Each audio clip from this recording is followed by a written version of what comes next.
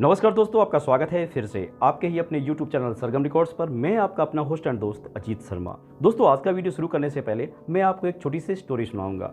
एक गांव में एक लड़के और लड़की का प्यार हो गया। अब आप ये सोच रहे होंगे मैं रामायण की बातें करते करते ये प्यार मोहब्बत की बातें कहाँ से ले आया। नहीं, इस वीडियो का अंत भी रामायण पे जाके होगा। तो चलिए शुरू करते हैं। एक लड़के को एक लड़की से प्यार हो गया। लड़के ने अपने घर पे जाके कहा मुझे शादी करनी है तो इसी लड़की से करनी है। लड़का अच्छा था तो घर वालों ने उसकी बात मान ली। अब वो लड़की के घर पे गए रिश्ता लेकर। लड़की के बाप से कहा कि हमारा लड़का आपकी लड़की से शादी करना चाहता है। लड़की का बाप तैयार नहीं था, फिर भी उसने कहा मेरी दो शर्त हैं, अगर आप इस शर्त को मान लें तो मैं अपनी लड़की की शादी आपके लड़के से करा दूंगा। लड़के के पिता ने कहा बोलिए आपके क्या क्या शर्तें हैं। तो उसने कहा मेरी पहली शर्त ये है कि शादी के अंदर यानी बारात के अंदर कोई बुजुर्ग नहीं आना चाहिए।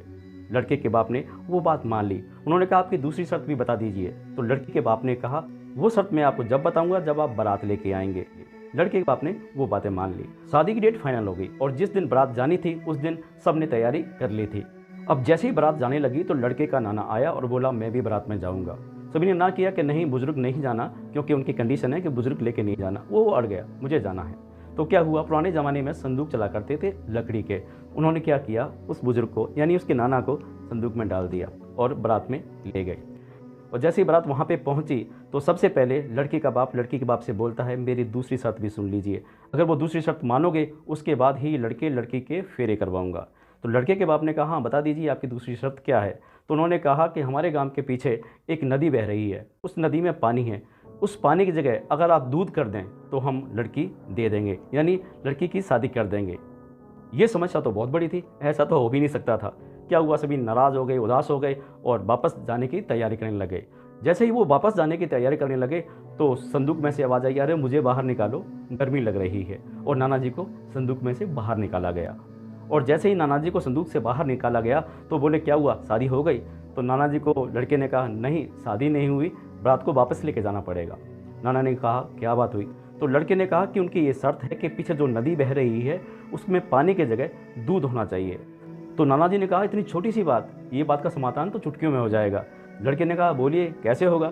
तो उन्होंने कहा कि उनको जाके ये कह दीजिए कि जो पानी बह रहा है नदी में उसकी जगह दूध ला देंगे, पर आप पहले उस पानी को निकालिए। और समस्या का समाधान हो गया। अब ये स्टोरी हमने आपको क्यों बताई है, हमारा क्या मतलब था बताने का। मतलब ये है कि घर में बुजुर्ग होना आवश्यक है। ऐसे ही रामायण सीरियल में सबसे बुजुर्ग थे जामवंत। जामवंत बुजुर्ग थे, इसलिए उन्होंने हनुमान जी को प्रेरित करके लंका में भेजा। हर एक समस्या का समाधान जामवंत थे। पर जो नई वेब सीरीज आई है रामयुग, उसमें से जामवंत गायब है। मुझे बहुत बुरा लगा, आपको कैसा लगा कमेंट बॉक्स में लिख के जरूर बताइएगा।